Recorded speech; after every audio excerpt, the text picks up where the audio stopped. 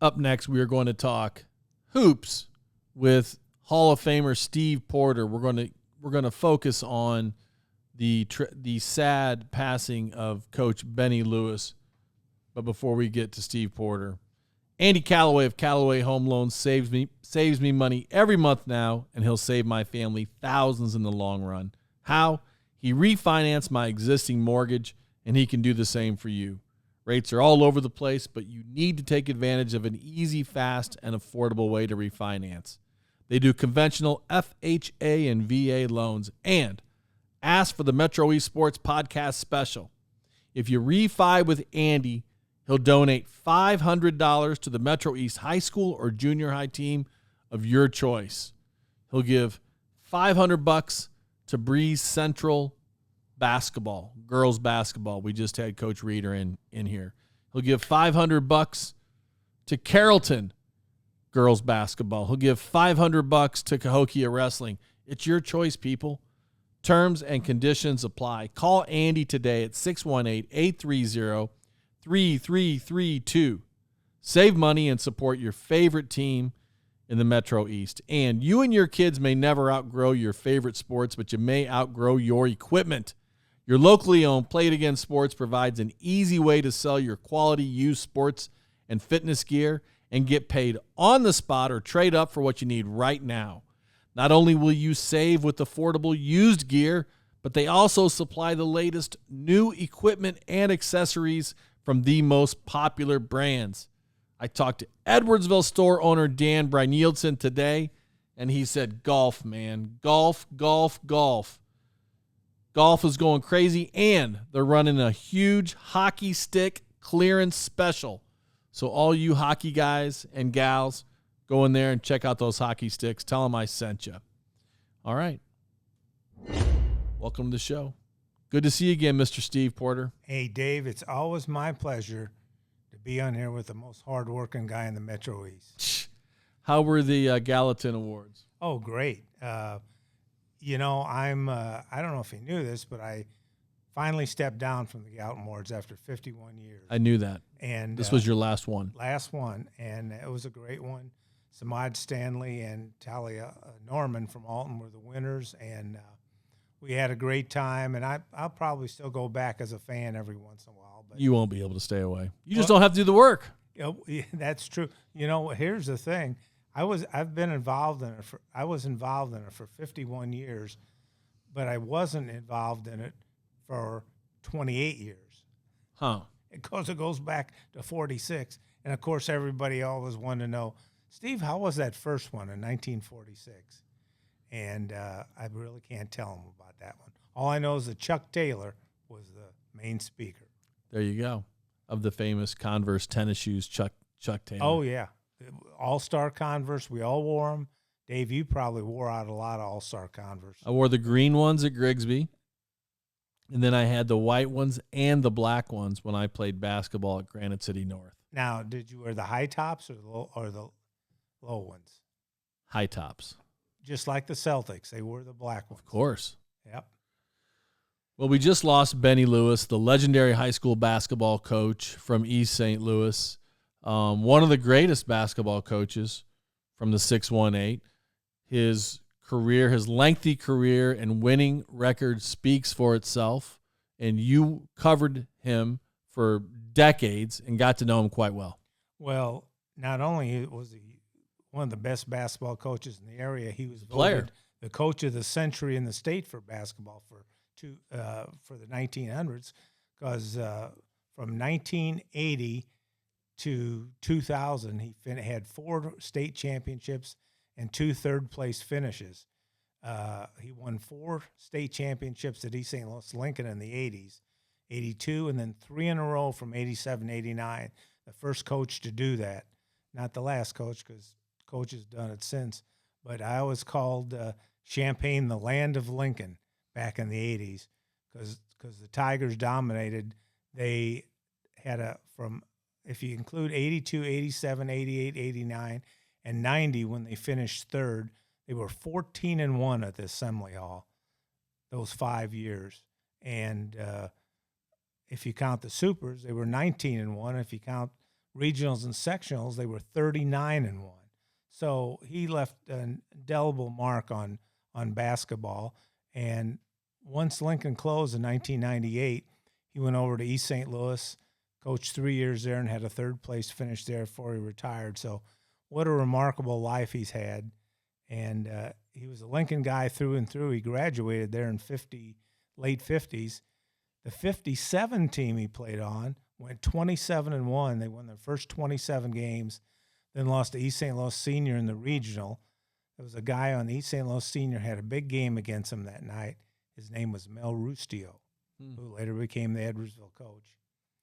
But Benny had great players, but he got the most out of them, and they won. And that's all you can say about a coach if his team wins. He was known in the community as Boss. Yeah, he was called Boss. Even Conzo Martin, one of his most famous players, called him Boss. And LaFonso, yeah, he had some great players. And Conzo's went on to coaching at different schools. He's at Missouri State now. Guys like Mark Chambers, who's the head coach at East St. Louis Senior, played for him. Rico Sylvester, who's assistant coach at East St. Louis, played for him. Darian Nash, who played Cahokia, coach for him. Chris McKinney, who coached at Sumner in St. Louis, played for him. Conzo posted something on Facebook about Benny. He said he was tough, honest, and consistent. He didn't just coach the game; he built men. And I guess that's simple and short and sweet about what he meant to them and to the community. He was ambassador not only for basketball but for East St. Louis itself. Describe his style on the sidelines. He was pretty quiet. He didn't substitute much. He played the right guys. He didn't say a whole lot. Didn't call a lot of timeouts. Didn't change a lot of things. They played a 2-3 zone all the time. And part of that was because he grew up playing a 2-3 zone under Tree Harris at Lincoln. And what he learned by playing the zone, he had a lot of big players, and they didn't get into foul trouble that way, playing that zone, because people wouldn't drive in against him. But he was a pretty quiet guy, quiet but effective. I mean, walk tall and carry a big stick or whatever. He didn't go out of his way to be animated or anything like that. He was, in that way, he was a little like Virgil Fletcher. I only saw him coach a couple times, and he seemed demure. He seemed like he didn't want the spotlight for himself. It seemed like he was competitive and he wanted to win, obviously, and he coached to be the best. But he wasn't what I would call flamboyant. No, he wasn't flamboyant like Pick Daner was at East St. Louis Senior. Pick was just the opposite. He was entertaining and flamboyant, and Benny was more down to business. Not that Pick didn't want to win, but Benny really wanted to win. Competitive and through. Very competitive as a player and as a coach. Hated to lose, which most coaches do.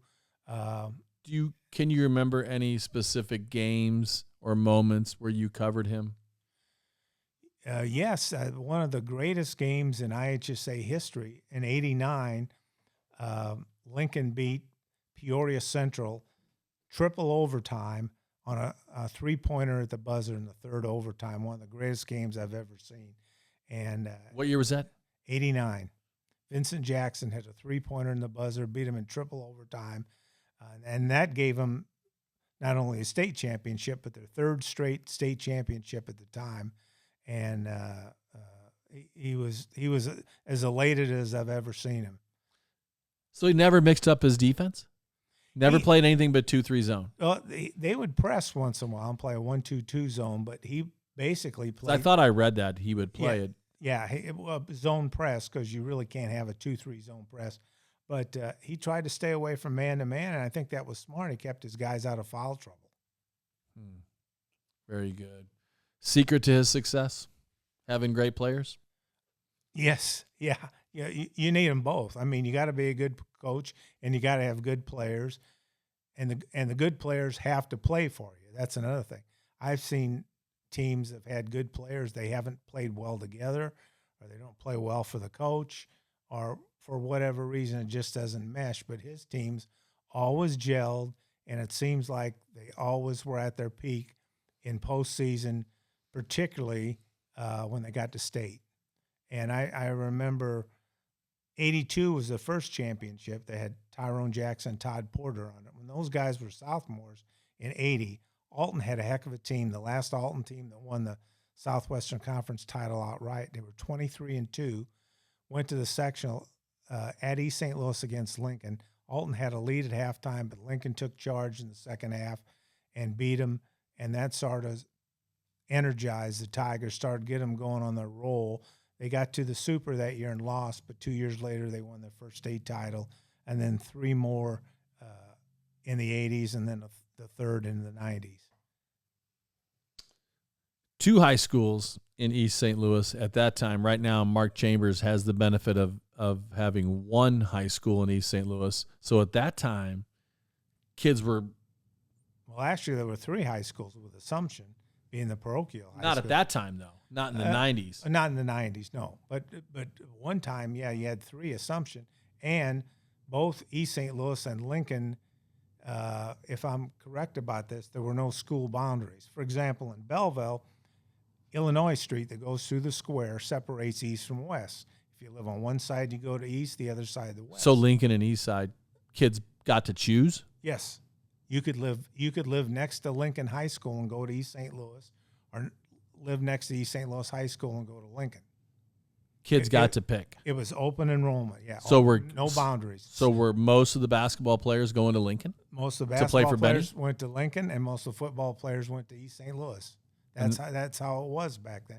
You know, Chicago has that too, where there's no boundaries, sort of open enrollment, I guess is the best way to describe it. Where? In the city. So you live in the city. You're telling me the city of Chicago has open enrollment. I didn't know that. As far as I know, they do. Where you can pick your high school where you want to go. And back in the day, there were some high schools that would offer a certain class, and kid would say, I want to go there because they offer this class, and no other school in the city offered that class. And the class was somehow related to So Dick basketball. Butkus chose Chicago Industrial, Vocational. Chicago Vocational, which is now Lane Tech. I believe so, yeah. That's where he chose. Or maybe it is. I think it's Lane Tech. I'm not totally Yeah, it was positive. vocational back at the time. There's so many high schools in Chicago. Anyway, look, you got me way off on a tangent. I want to go back to Benny for a second. Okay. Coach Lewis. All right. I think one of the most underrated aspects of his success is the fact that he had great talent that he got to meld together. That Right. he was able to get kids to because just because you're just because you have 1 or 2 awesome athletes or awesome basketball players, it's still a team sport. Well, And you gotta get even if you have 3 or 4, you still have to play together. Yeah. I've seen a lot of teams that have had a lot of talent, and they just would play individually or not play together. But his players played together and played to win. He had good point guards that helped, getting the ball inside the big guys. He had good shooters, and they had a lot of talent, but they played together. You could say they played for him, they played for themselves, they played for him, but they played to win. He was 87 years old when he passed, and he coached at Lincoln for 27 years, where he was 519 wins against 191 losses against playing the best teams in the area by far. And then went to Eastside for 3 years and won 60 more games. Great guy. And by all accounts, a friendly guy too. Yeah. I think some of us coaches, especially the tennis coaches, we're a cantankerous bunch. Well, I don't know about tennis coaches being cantankerous, But he's a nice guy. he got along with people. I would say that, yeah. And of course, like all coaches, and this goes for Coach Fletcher too, they were nicer when they won. Absolutely. It's a lot easier to be nice when you win. He's in that elite class of coaches in the history of basketball, Metro East hoops. Oh, and state-wise too. Again, was coach of the century and one of the 100 greatest legends of Illinois basketball. He was a good player, too, on top of that. And I should add this, there'll be a celebration of life for him coming up this week. Thursday, there's going to be a balloon launch at the former Lincoln Senior High on 1211 Bond Avenue at 6:30. On Friday, there will be visitation from 4 to 8 at the Annanide Shriners Temple, 609 St. Louis Avenue in East St. Louis.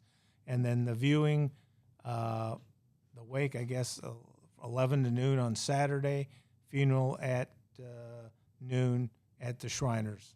So anybody interested in going or paying their respects, feel free to do that. And we send our condolences to the Lewis family, and it feels good to talk about his success and to recognize the great work that he did at East St. Louis. So congratulations to him and his family on all the success, and our thoughts are with you. And also remembering Lincoln High School, some of the youngsters or younger people out there might not even have known there was a Lincoln High School in East St. Louis that, was so successful in track and basketball and other sports, and closed in 1998. They just remember East St. Louis, and East St. Louis being in the Southwestern Conference. But Lincoln was the first East St. Louis school to win a state championship in any sport, track, in the early 70s. So, well, there you go. Were you there? Yes. You cover it? Yep. For the Telegraph? Yes, sir. 1972 or 73, I believe it was.